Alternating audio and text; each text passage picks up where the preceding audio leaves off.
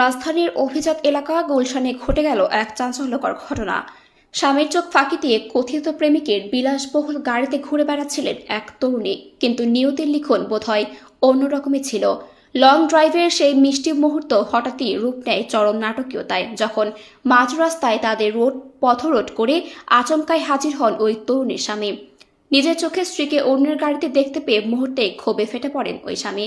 লাল রঙের গাড়ির সামনে দাঁড়িয়ে সৃষ্টি হয় এক নাটকীয় ও উত্তেজনাকর পরিস্থিতির। গাড়ি থেমে যাওয়ার পর সেখান থেকে বেরিয়ে আসে তরুণী, আর ঠিক তখনই জনসম্মুখে শুরু হয় স্বামী স্ত্রীর তুমুল বাকবিতণ্ডা ও হাতাহাতি।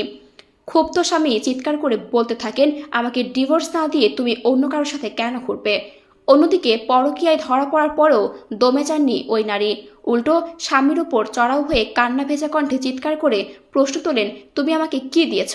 পুরো সময় জুড়ে গাড়ির ভেতরে থাকা কথিত সেই প্রেমিক মুখ লুকিয়ে বসে থাকলেও বাইরে স্বামী স্ত্রীর চরম নাটকীয়তায় উত্তপ্ত হয়ে ওঠে রাজপথে এই পারিবারিক নাটক দেখে নিমিষেই সেখানে জড়ো হয়ে যায় উৎসুক জনতা।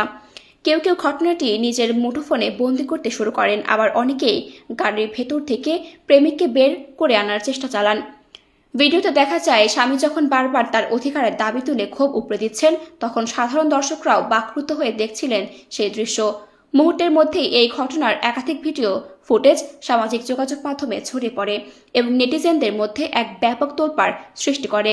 ভিডিওটি ভাইরাল হতেই নেট দুনিয়ায় শুরু হয়েছে জোর সমালোচনা। সম্পর্কের বিশ্বস্ততা ও পারিবারিক মূল্যবোধ নিয়ে প্রশ্ন তুলছেন সর্বস্তরের নেটিজেন।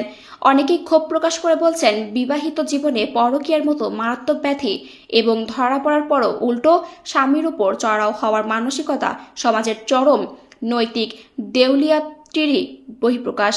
তবে ঘটনাটির পেছনে পূর্ণ প্রেক্ষাপট বা সংশ্লিষ্টদের পরিচয় আনুষ্ঠানিকভাবে জানা না গেলেও গুলশানের এই নাটকীয় ভিডিও এখন পুরো নেট দুনিয়ায় টক অব দ্য টাউন।